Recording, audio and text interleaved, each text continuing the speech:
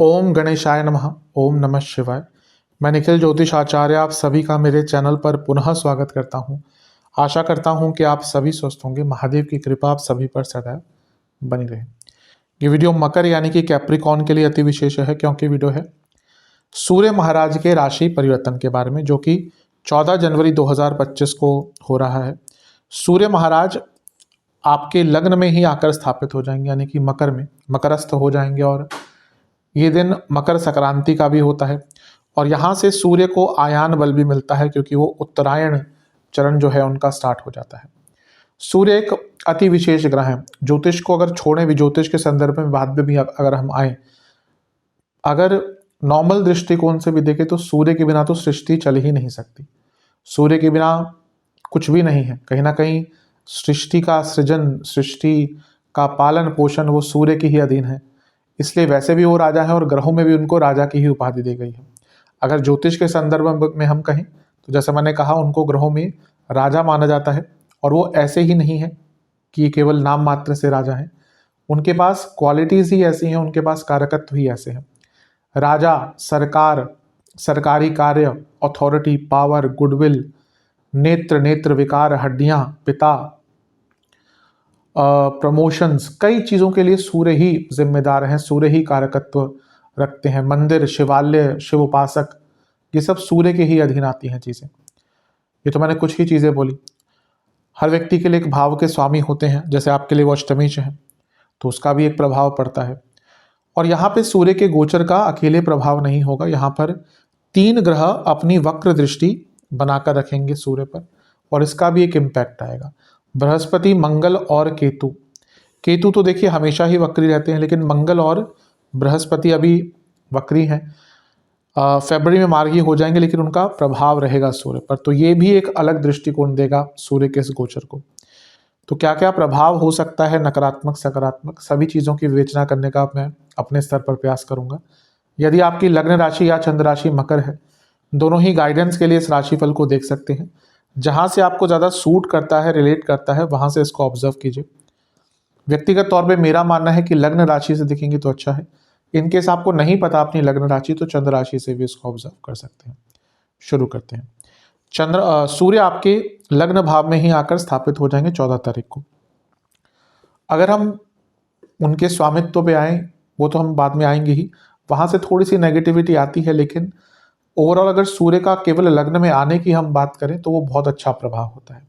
सूर्य क्या है, जैसे मैंने कहा ना, सरकार है, अथॉरिटीज है, पावर है। तो जब सूर्य लग्न में आते हैं तो सरकारी कार्यों में जो बाधाएं आती हैं वो दूर होती हैं। सरकारी कार्यों से लाभ प्राप्त होते हैं, और व्यक्ति का मनोबल बढ़ता है, व्यक्ति का कॉन्फिडेंस बढ़ता है, कुछ करने की ऊर्जा बढ़ती है। सूर्य क्या है, ऊर्जा। तो जब वो लग्न में आते हैं तो व्यक्ति के अंदर ऊर्जा आती है, व्यक्ति को कुछ नया करने का, अलग करने का, अपने कार्यों को पूर्ण करने का एक सामर्थ्य उसके अंदर आ जाता है अपने ऊर्जा के माध्यम से। शास्त्र कहते हैं कि लग्न के सूर्य बुद्धि की तीक्ष्णता बढ़ाते हैं, बुद्धि की क्षमता को बढ़ाते हैं। गायत्री मंत्र भी इसलिए करते हैं, उसमें सूर्य देवता की ही उपासना होती है। तो सूर्य का लग्न में आना, अधिकतम ऐसे लोग जिनके लग्न में सूर्य है वो बहुत बुद्धिमान होते हैं। तो ये दिखा रहा है कि सूर्य लग्न में आ रहे हैं, यानी कि आपकी पावर बढ़ेगी, अथॉरिटी बढ़ेगी, और आपकी बुद्धिमत्ता भी बढ़ेगी। सूर्य का लग्न में आना, जैसे मैंने कहा, अथॉरिटी। तो आप अपनी बातों को मनवा पाएंगे, बातों को करवा पाएंगे। कोई सरकारी कार्य अटक रहा था वो पूर्ण हो सकता है, लीगल कार्य अटक रहा था वो पूर्ण हो सकता है। तो एक प्रकार से अच्छा है। सूर्य पिता के कारक भी हैं, तो लग्न में सूर्य का आना यानी कि पिताजी को भी कुछ लाभ हो सकता है, क्योंकि पिता के भाव से पंचम में आ रहे हैं। तो ये भी एक दृष्टिकोण से अच्छा है। और जैसे मैंने कहा कि सूर्य प्रमोशन के कारक भी हैं, तो जब वो लग्न भाव में आएंगे और सप्तम भाव को देखेंगे, जो कि 10वें से 10वां भाव है, जो कि प्रमोशन के लिए सबसे इंपॉर्टेंट भाव होता है, क्योंकि मैं हमेशा कहता हूँ ये पद प्राप्ति का भाव है। तो ये महीना, 1 महीने का जो समय है, अगर आपके ऑफिस में प्रमोशन आदि की बात चलती है, बहुत संभावना है कि यहाँ पे आपकी प्रमोशन भी हो सकती है। तो बहुत शुभ यहाँ पे फल, एटलीस्ट जब तक हम लग्न में सूर्य की बात करते हैं, तो आपको मिलते हुए दिख रहे हैं। सूर्य लग्न में निरोगी भी करते हैं। ऐसा नहीं कि कोई रोग नहीं दे सकते, सूर्य लग्न में देते हैं। निरोगी का अर्थ यहाँ पे ये होता है तभी मैं कहता हूँ कि कोई भी शास्त्र पढ़े ना, किसी गुरु के सानिध्य में पढ़े। यहाँ पे निरोगी का अर्थ क्यों होता है कि एक व्यक्ति की जो रोग प्रतिरोधक क्षमता होती है वो ज़्यादा होती है। जैसे सूर्य लग्न में है, अगर बहुत कोई बुरा प्रभाव नहीं है तो ऐसे लोगों की रोग प्रतिरोधक क्षमता या रिकवरी की क्षमता बहुत ज़्यादा होती है। इसका मतलब ये नहीं सूर्य के अपने रोग नहीं होते, सूर्य के अपने रोग भी होते हैं जिन पर मैं एंड में आऊँगा। लेकिन यहाँ पे अगर आपको कोई रोग चल रहा था, उससे निकलने के लिए, डायग्नोज करने के लिए, दवाई का अच्छा प्रभाव प्राप्त करने के लिए ये जो समय है आपका, ये काफ़ी अच्छा रहेगा, काफ़ी श्रेष्ठ रहेगा। ओवरऑल ये गुडविल बढ़ाने का समय होता है। आपका नाम, आपकी पहचान, आपकी गुडविल कार्य क्षेत्र में, बिजनेस में, सोशल लाइफ में यहाँ पे बढ़ सकती है। तो ये सूर्य का यहाँ पे प्रभाव दिख रहा है। अब आते हैं सूर्य के अष्टमेश होने का प्रभाव और आपके लिए सूर्य का प्रभाव। देखिए, मकर राशि है, सूर्य की शत्रु राशि है, शनि और सूर्य, पिता पुत्र, सूर्य पिता शनि पुत्र, लेकिन संबंध बहुत ही बेकार है, बहुत ही खराब है, इसलिए दोनों एक दूसरे के लिए मारक बन जाते हैं। तो उस नाते और अष्टमेश होने के नाते जब सूर्य लग्न में आएंगे तो थोड़ा नेगेटिव इम्पैक्ट भी दे सकते हैं। अचानक से जीवन में थोड़ी अनस्टेबिलिटी आ सकती है, स्पेशली मैरिड लाइफ में, क्योंकि सप्तम को देखेंगे ऑलरेडी मंगल बैठे हुए हैं। तो मैरिड लाइफ के लिए थोड़ा सा एक नेगेटिव इम्पैक्ट है, ऑलरेडी मंगल दोष बना हुआ है और अष्टम के स्वामी जो अनिश्चितता देते हैं वो आपके सप्तम भाव को देखेंगे। तो यहाँ पे मैरिड लाइफ पर थोड़ा सा नेगेटिव इम्पैक्ट पड़ सकता है। इसके साथ ही सूर्य का लग्न में आना निरोगी करता है, लेकिन अष्टम भाव भी है ना, यहाँ पे आपको कुछ चीज़ों का बहुत ध्यान देना है, स्पेशली इंटरनल ऑर्गन्स की प्रॉब्लम, इंटेस्टाइन की और प्रॉब्लम्स और प्राइवेट पार्ट से जुड़ी प्रॉब्लम्स, इस प्रकार की चीज़ें आपको तंग कर सकती है। अगर आप बहुत सेक्सुअली एक्टिव हैं और डिफरेंट पार्टनर्स हैं, जो आज की डेट में बहुत कॉमन हो चुका है, बहुत केयरफुल रहेगा, क्योंकि यही वो टाइम होता है जहाँ पे इस प्रकार के जो यौन रोग होते हैं वो व्यक्ति को परेशान कर सकते हैं। तो यहाँ पे भी बहुत केयरफुल रहने की आपको आवश्यकता है। लेकिन अष्टमेश का लग्न में आना एक प्रकार से और सूर्य का प्रभाव, ये थोड़ा सा साधना और धर्म के प्रति और अध्यात्म के प्रति लेके जाता है। मैंने कहा था शुरू में कि सूर्य शिवालय के मंदिरों के कारक हैं, तो हो सकता है कि सूर्य का यहाँ पे आना अचानक से आप में से कई लोगों के किसी धार्मिक स्थल पे जाने का भी एक अवसर आपको मिलेगा। बस ये है कि कोई भी बड़ा निर्णय मत लीजिएगा, कोई भी अचानक से निर्णय मत लीजिएगा। अष्टम के क्योंकि स्वामी है सूर्य, तो कभी कभी व्यक्ति के अंदर एक अहम भी जगाते हैं कि मैं श्रेष्ठ हूँ। वैसे तो होता है, जिसके लग्न में सूर्य होता है ना, उसको हमेशा ये लगता ही है कि मैं श्रेष्ठ हूँ, उसको हमेशा एक स्पेशल ट्रीटमेंट चाहिए होती है। अगर किसी व्यक्ति के लग्न में सूर्य है और आप उनको नॉर्मली ट्रीट कर देंगे, आप वो आपके घर आए, आपने पूछा नहीं, आपने उनको स्पेशली नहीं पूछा, वो बुरा मान जाते हैं। वो सूर्य क्योंकि राजा है ना, तो वो प्रभाव होता है। लेकिन यहाँ पे अष्टमेश होने के नाते थोड़ा सा ईगो ज़्यादा ही बढ़ सकता है और उसके कारण कई लोगों से आपके ईगो क्लैशेस भी हो सकते हैं, क्योंकि सूर्य सप्तम से दूसरे के स्वामी है और यहाँ से लग्न में बैठ गए और सप्तम को देख रहे हैं, यानी कि धन, बिजनेस में आपका धन बढ़ेगा और हो सकता है ये समय आपके पति या पत्नी की इनकम में भी वृद्धि का हो। ये अच्छी चीज़ है, लेकिन जो मैंने अनिश्चितता वाली बात करी उसका ध्यान देना है। और सूर्य का लग्न में आना गुस्सा बढ़ाता है। जिस व्यक्ति के सूर्य लग्न में होता है उसको यूजुअली गुस्सा आता ही है, और स्पेशली अगर उनकी अवेलना हो, अगर उनका थोड़ा सा डिसरिस्पेक्ट हो तो ज़्यादा गुस्सा आता है। लेकिन अष्टमेश होने के नाते जब वो लग्न में आते हैं तो वो गुस्सा इम्पल्सिव हो जाता है, मतलब कि आपको खुद नहीं पता चलेगा आप कहाँ पे रिएक्ट कर देंगे। तो थोड़ा शांत रहेंगे, माहौल शांत रखेंगे, आसपास चीज़ों को शांत रखेंगे तो अच्छा है। कार्य क्षेत्र में जैसे मैंने कहा, पद प्राप्ति के, प्रमोशन के योग बन रहे हैं। इसके साथ ही कार्य क्षेत्र में अपना वर्चस्व कायम करने के लिए, अपना नाम बनाने के लिए भी ये सूर्य का जो गोचर है वो अति विशेष, अति शुभ रहने वाला है। इसके बाद हम बात करते हैं कि जो बाकी 3 ग्रह हैं इनका प्रभाव क्या दिखाएगा रिजल्ट। केतु की दृष्टि है भाग्य स्थान से, ये भी धर्म त्रिकोण, ये भी धर्म त्रिकोण, और सूर्य जैसे मैंने कहा मंदिर शिवालय के कारक। बहुत संभावना है कि आप में से कई लोग किसी धार्मिक स्थल पर सपरिवार जाएंगे, और क्योंकि हम सूर्य की बात कर रहे हैं तो बहुत संभावना है कि शायद किसी महादेव के स्थान पर, किसी ज्योतिर्लिंग पर या किसी महादेव के बड़े मंदिर पर, इन जगहों पर आपको जाने का अवसर प्राप्त हो। अध्यात्म बढ़ाता है, लेकिन थोड़ा सा बॉसेस से क्लैशेस करवाएगा। ऑलरेडी नवम में सूरज केतु चल रहे हैं, बॉसेस से क्लैशेस होती ही है। यहाँ से केतु जब देखेंगे सूर्य को, जो कारक हैं बॉसेस के, और नवम भाव का भी कारकत्व तो सूर्य के पास बॉसेस के संदर्भ में आता है, तो यहाँ पे दिख रहा है कि एक क्लियर मिसकम्युनिकेशन बॉसेस के साथ हो सकती है और उसका इम्पैक्ट आपके लाइफ पर पड़ सकता है। इस पर ध्यान दीजिएगा। कुछ रिसर्च अगर करना चाहते हैं, रिसर्च बेस्ड स्टूडेंट्स, क्योंकि सूर्य अष्टमेश है, केतु रिसर्च के लिए बहुत इंपॉर्टेंट है, अष्टम भाव रिसर्च का होता है, हायर स्टडीज, रिसर्च, एजुकेशन, दोनों के लिए ही बहुत अच्छा समय है।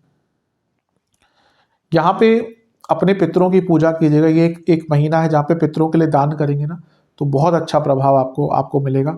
और अगर हो सके तो किसी धार्मिक स्थल पर जाकर कुछ दान पुण्य कीजिएगा। आसपास कोई मंदिर बनता हुआ दिख रहा है, कोई धार्मिक स्थल बनता हुआ दिख रहा है, तो उसमें अपनी क्षमता और इच्छा अनुसार कुछ दान कीजिएगा। सूर्य पर प्रभाव मंगल का भी है। मंगल क्या है, आपके चौथे घर के स्वामी हैं और लाभ स्थान के स्वामी, और सूर्य क्या है, अष्टमेश है। चौथा भाव प्रॉपर्टी, मंगल प्रॉपर्टी, अष्टम एंसेस्ट्रल प्रॉपर्टी। और मंगल लाभ, बहुत चांसेस हैं कि या तो एंसेस्ट्रल प्रॉपर्टी से लाभ, वसीयत आदि से लाभ, इंश्योरेंस आदि से लाभ, या फिर गुप्त धन में वृद्धि हो सकती है, अचानक से बहुत बड़े धन की प्राप्ति हो सकती है। ये बहुत अच्छा है, बिजनेस में बहुत अच्छा रहेगा। लेकिन देखिए सूर्य लग्न में है और मंगल भी देख रहे हैं, और मंगल नीच के है, मंगल भी उग्रता है। नीच के मंगल ज्यादा उग्र है, उच्च के मंगल में जरूरी नहीं कि उतनी उग्रता हो, गुस्सा होता है पर दे कैन कंट्रोल, बट नीच का मंगल तो भिड़ जाएगा।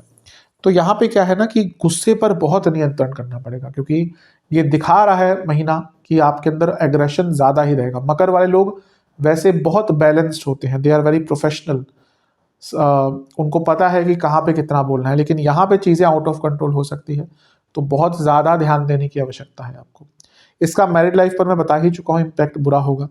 मंगल क्योंकि ऑलरेडी सप्तम में है, नेगेटिव ही होता है, और सूर्य भी विच्छेदीकरण यानी कि सेपरेटर है, तो उनका भी सप्तम पर प्रभाव नेगेटिव इम्पैक्ट ही लेकर आएगा। तो मैरिड लाइफ के लिए इसका बहुत बुरा प्रभाव हो सकता है। मैरिड लाइफ पर बहुत ज़्यादा ध्यान देने की आपको आवश्यकता है, और उग्रता, एग्रेशन, इम्पल्सिव एग्रेशन, इन सब पे ध्यान दीजिएगा, क्योंकि जैसा मैंने कहा ना, गुस्से में हम बहुत उल्टी सीधी चीज़ें करते हैं, और जब यहाँ पे इतने स्ट्रॉन्ग ग्रहों का प्रभाव है, वक्री ग्रहों का प्रभाव है, तो अनएक्सपेक्टेड जगहों पर गुस्सा दिखाएंगे और फिर उसका प्रभाव नेगेटिव पाएंगे। लेकिन सूर्य का सप्तम में प्रभाव और मंगल का होना जो लाभेश है, करियर बिजनेस दोनों के लिए ही एक अच्छा इम्पैक्ट देता है। बल्कि बिजनेस में तो हो सकता है आपको कुछ नई इन्वेस्टमेंट का मौका मिले, नई मशीनरी खरीदने का मौका मिले, और हो सकता है अगर आप फंड्स चाहते थे किसी से कि कोई आपके बिजनेस में इन्वेस्ट करे, उसका भी आपको एक बहुत अच्छा मौका यहाँ पे मिल सकता है। बृहस्पति पे आते हैं, बृहस्पति की दृष्टि भी है। अब ये देखिए काम त्रिकोण कितना अच्छा एक्टिव हो गया, सूर्य से, बृहस्पति से, केतु से। ये अध्यात्म है तो ये धर्म है और ये मंदिर है, तो ये बता रहा है कि धार्मिक और आध्यात्मिक विकास इस महीने आपका होगा। धर्म अध्यात्म कहीं न अलग भी हैं, लेकिन कहीं ना कहीं वो जुड़ भी जाते हैं। तो ऐसा नहीं हो सकता कि दोनों एक जगह अलग अलग ही पूरी तरह से हो, कहीं ना कहीं जुड़ते हैं, कहीं ना कहीं अलग हो जाते हैं। कोई व्यक्ति धार्मिक बहुत हो सकता है, आध्यात्मिक शायद कम हो, कोई व्यक्ति बहुत आध्यात्मिक हो, धार्मिक शायद थोड़ा कम हो। बृहस्पति 12वें घर के स्वामी है और सूर्य 8वें घर के स्वामी है। ये साफ बता रहा है कि अचानक से कुछ लाभ हो सकता है गुप्त सोर्सेज से, और विदेश से भी लाभ के यहाँ पे योग बन जाते हैं। और बृहस्पति आपके तीसरे घर के स्वामी है जो उपचय भाव है, और यहाँ से उनका देखना सूर्य को, यानी कि जीवन को एक बहुत तेज गति से आगे बढ़ने का मौका मिलेगा। ये बृहस्पति तीसरे घर के स्वामी है, यानी कि रिस्क टेकिंग कैपेसिटी रहेगी, और सूर्य लग्न में होते हैं तो जैसे मैंने कहा बुद्धि की तीक्ष्णता को बढ़ाते हैं, और बृहस्पति का देखना सूर्य को, यानी कि भाग्य का भी साथ मिलेगा, नॉलेज का भी साथ मिलेगा। स्टूडेंट्स के लिए बहुत अच्छा रहेगा। ओवरऑल ये जो सूर्य का राशि परिवर्तन है मकर के लिए अच्छा रिजल्ट लेके आ रहा है। जो मैंने कुछ नेगेटिव चीज़ें कही हैं उनका ध्यान दीजिएगा। सेहत पर लगाएं तो एसिडिटी बहुत तंग करेगी, जो मैंने प्राइवेट पार्ट्स और बाकी चीज़ें कही उनका ध्यान दीजिएगा। इसके साथ ही आपको यदि गॉलब्लैडर या किडनी के रोग हैं दिक्कत होगी, अगर आपको कोई ऑटो इम्यून डिसऑर्डर है तो दिक्कत होगी, और जोड़ों का दर्द, अपचन, ये बहुत तंग करेगा। तो इन सारी चीज़ों पर ध्यान दीजिएगा। उपाय के स्वरूप में आपको एक पात्र में जल लेना है, उसमें गेहूं के दाने, सफ़ेद तिल के दाने, गुलाब की पंखुड़ियाँ डालकर सूर्य देवता को अर्पण करने हैं। फिर वहाँ पे बैठकर आपको सूर्य जी का जो स्तोत्र है, आदित्य हृदय स्तोत्र, उसका है तो एक बार पाठ करना है या फिर उसका श्रवण करना है। अगर संस्कृत अच्छी है तो पाठ कीजिएगा, नहीं अच्छी संस्कृत नहीं आती तो सुनिएगा। इसके बाद आपको शिवलिंग का स्नान करवाना, अभिषेक करवाना है। एक पात्र में दूध, गुलाब की पंखुड़ियाँ, पुनः शक्कर और गेहूं के दाने, इनसे शिवलिंग का अभिषेक करना है। फिर वहीं पर बैठकर आपको ओम नंदीश्वराय नमः मंत्र का 108 बार जाप करना है और ओम भानवे नमः मंत्र का 108 बार जाप करना है। ये उपाय आप कर लेंगे, अवश्य सूर्य का जो गोचर है ये आपके लिए और भी प्रभावशाली होगा। आशा करता हूँ कि वीडियो काम आएगी। चैनल पर नए हैं सब्सक्राइब कीजिए, वीडियो को लाइक कीजिए। मिलता हूँ अगली वीडियो में, तब तक के लिए ओम नमः शिवाय।